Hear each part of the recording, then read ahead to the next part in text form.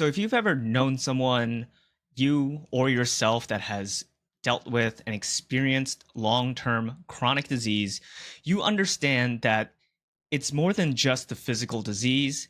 There is a huge psychological, emotional, and mental aspect to that disease. And what's very interesting is that it's not the disease that creates the symptoms, rather than the identity that the disease creates that contributes to a lot of the circumstances that patients deal with on a regular day-to-day basis. So in this video, I'm going to explain to you my story in terms of dealing with chronic disease, growing up with severe eczema as a baby, and to my journey now as a naturopathic doctor and acupuncturist, and how I kind of took back the power and changed my identity from that initial disease.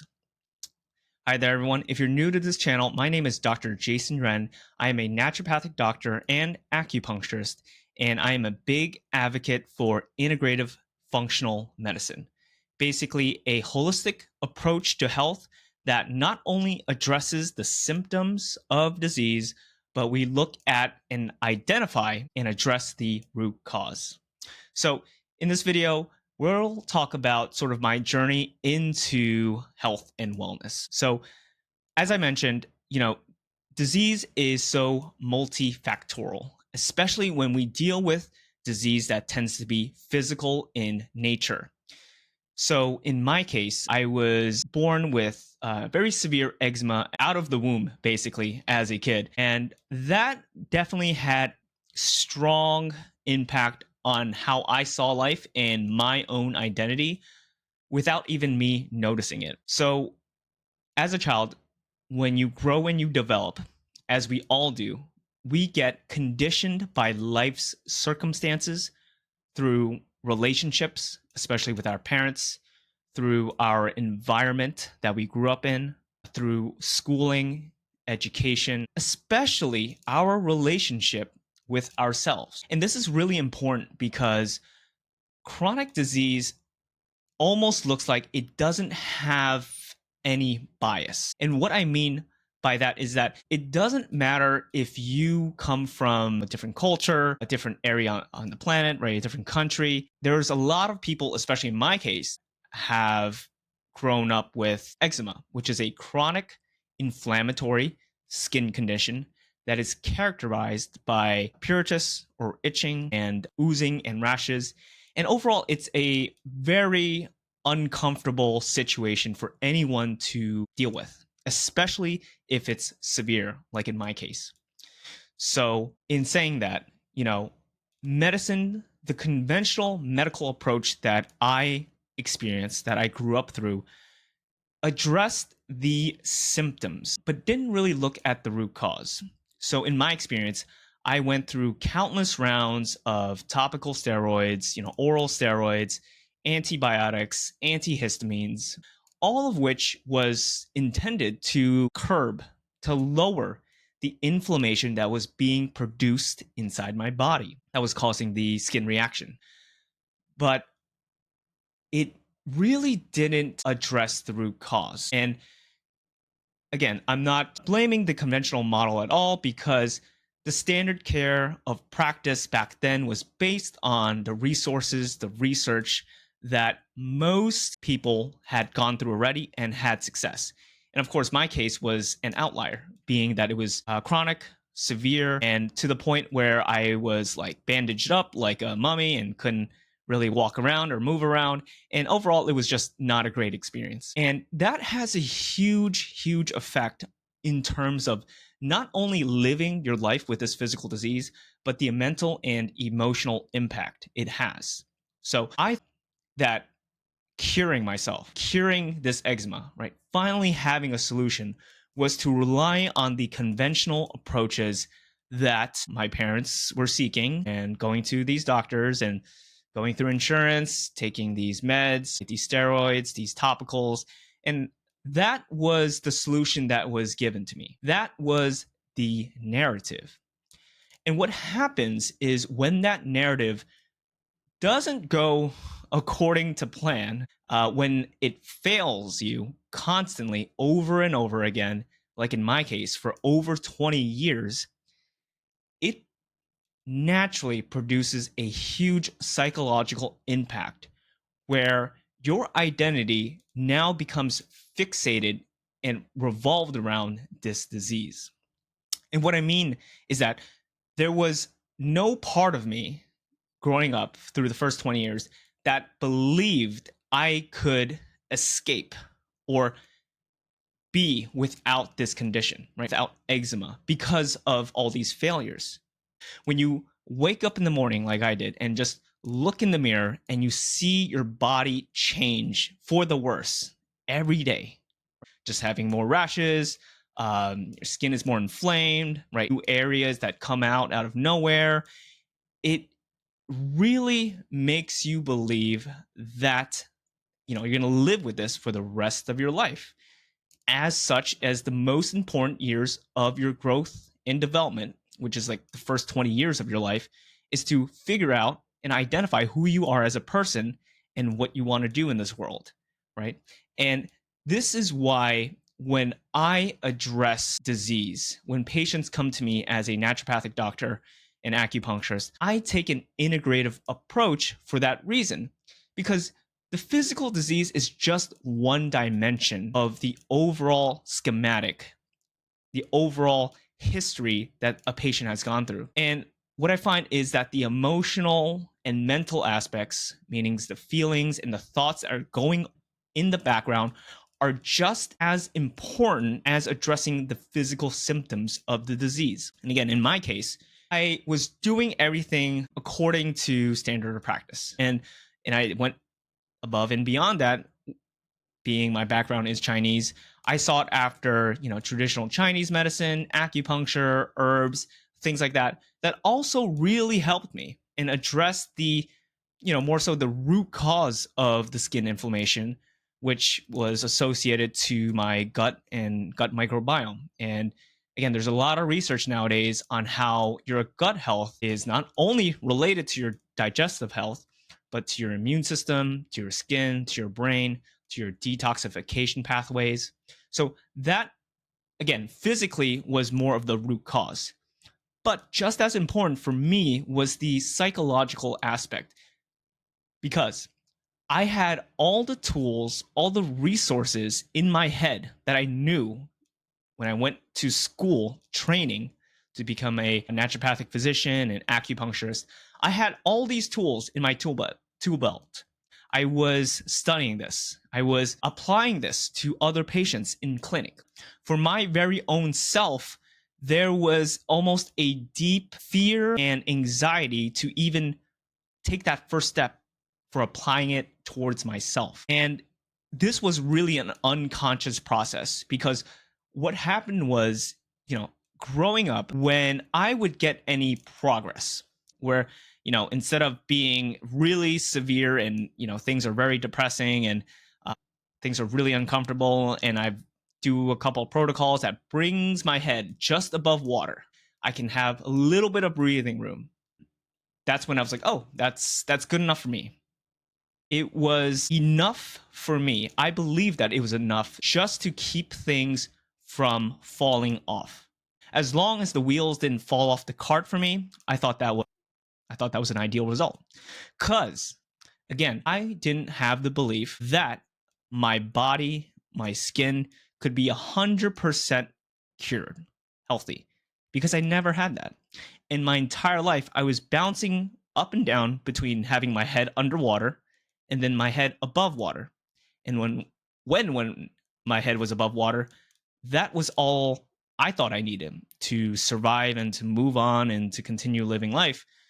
Which, again, looking back and doing this deep inner work, looking at our emotions, our thoughts, our belief systems, was incorrect. And for my case, really, again, just as important as, changing my diet, doing more exercise, sleeping better, addressing my gut microbiome, all of that was important, especially as important as addressing these limiting belief systems that my body could not be healed, that I was identified with my body, and that it would stay with me for the rest of my life. So, this is a really, really, really common experience and sort of conduct that a lot of patients come to, especially if you deal with chronic disease.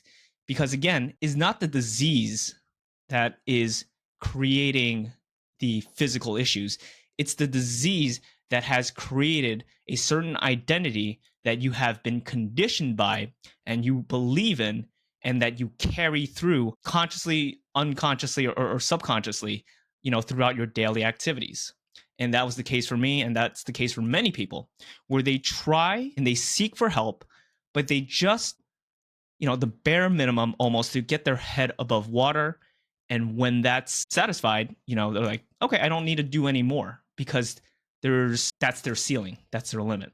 And that was the case for me. So, how we address these limiting belief systems is very, very important. And the first step, like I mentioned, is having awareness. Awareness comes from the objective ability to perceive your situation without any emotions or thoughts that hinder you. So it's like looking at your life like a movie and you're a person watching it. And when you see your life that way, you become detached from the outcomes and the expectations of who you were, what you've done, and what you're doing now. And when you can look at yourself with this sort of almost brutal honesty, because you're not identified with yourself anymore, you can start to pick up the cues, the habits, the patterns, the tendencies that have shaped your identity, that has shaped your personality. Dr. Joe Dispenza says your personality is your personal reality. And what creates your personality? It creates by your circumstances, by your external environment, by your conditioning, by how you were raised, and also by the internal environment, your thoughts and emotions about yourself, your belief systems. So, awareness is number one. And once you have that awareness, the second most important part is to swap out, to change these limiting belief systems. Just like how you can't have a garden grow successfully if you still have the weeds, you have to remove the weeds, clear it out, and then plant the seeds to the healthy habits, the healthy belief systems that you desire. And that is the work, right? That is part of what I subscribe and what I give to all patients is to this approach where you become very, very, very acutely aware of the thoughts and the emotions that run in your mind on a daily basis. And not only that, you want to plant the seeds of the healthy habits. And in my case, for an example, there was a strong emotional and mental sort of belief system that I couldn't love myself because of these physical defects in my body. And of course, that leads to the whole body dysmorphia complex, not being able to look at myself in the mirror, not being able to love myself unconditionally because of these external circumstances. So those were huge blocks. And what I've done and what I recommend for everyone is really ask yourself this question. What evidence is there that proves that that I can't love my body because of my skin condition? So that's a personal question for me. And when you ask yourself this in your own personal way, I can't love my body because of, XYZ. And you really look at the evidence behind it. What you'll find is that the evidence is based on your subconscious conditioning of how you experience that through your life. And really, that really holds no power unless you believe in it. And that's the biggest shift. When you shift your energy, when you shift your focus from that subconscious pattern of, especially for me, lack of self love, and shifting it to a way that embodies self love and looks at myself on a, again, more objective point of view, where that I am not my condition, I am not the mistake, there is no one at fault for these struggles that you and I or others may have gone through, and that the most important thing to achieve your desired future, to embody happiness and peace, you first have to let these things go and then apply the healthy habits and thought forms and belief systems, such as affirmations for myself, like, I love my body, I support my body, I only carry happy and healthy thoughts and emotions towards my body. You know, everyone around me supports myself and I support myself. And that is the evidence. Looking at your support systems, looking at the people around you, those people that are there for you are the evidence that shows you, again, you are not your body, it's circumstances, but it's how you react to the situation that decides, that gives the power, right? The interpretation to your experience. And our thoughts and our emotions comes from the interpretation of all these experiences. And again, as humans with consciousness and the ability to have free will and to take actions and to think what we need to think, feel what we need to feel, that is the approach that I strongly recommend to everyone to take, is to really, you know, itemize your belief systems, the ones that serve you on one list and the ones that don't serve you on another list. And when you take account of this inventory, especially if you've grown or experienced long-term chronic disease, you can start to accelerate your progress to a degree that you've never seen before. And in my case, that was the key step, was overcoming these limiting belief systems, these hurdles that I kept on running into despite doing everything physically that I knew which was right for myself, going through training and schooling and applying it to patients, but struggling with myself, was these limiting thought forms. So again, when you remove the weeds, you allow the rest of your garden to flourish and thrive. So, this video was, again, just to highlight how you are not your disease. You are not the identity that the disease has created. You are a being of light, love, a being of the human condition. And I think that's the beautiful part, because a lot of the times, without these obstacles, without these challenges, again, considering all types of health issues and the variety of it and the severity of it, it really helps us grow and understand what we are actually facing. And sometimes without these obstacles, without these challenges, we would never know, right? It's as, Peter Crone has said, areas in your life where you are struggling with are ways that the universe and life is showing you in areas of your body, mind, and emotions where you are not free. So in my example, that was my case. Just tackling these limiting belief systems on our and how we live and approach life with this identity. So this video, again, was just to share a little bit of my experience. Thank you for listening. If anyone is interested in sort of pursuing this journey of identifying the root cause and having a practitioner listen to you, guide you, and give you a personalized approach to addressing not only the physical root cause of disease, but more of the, again, limiting belief systems and patterns to disease, you can find a link for my consultation down below. That's it for today.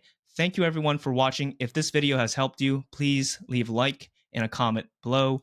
And if you've really loved this video, I would highly appreciate for a subscription, as it helps build the community of like-minded individuals that are interested and enthusiastic about integrative medicine in their daily lives. Take care and hope to see you in the next video.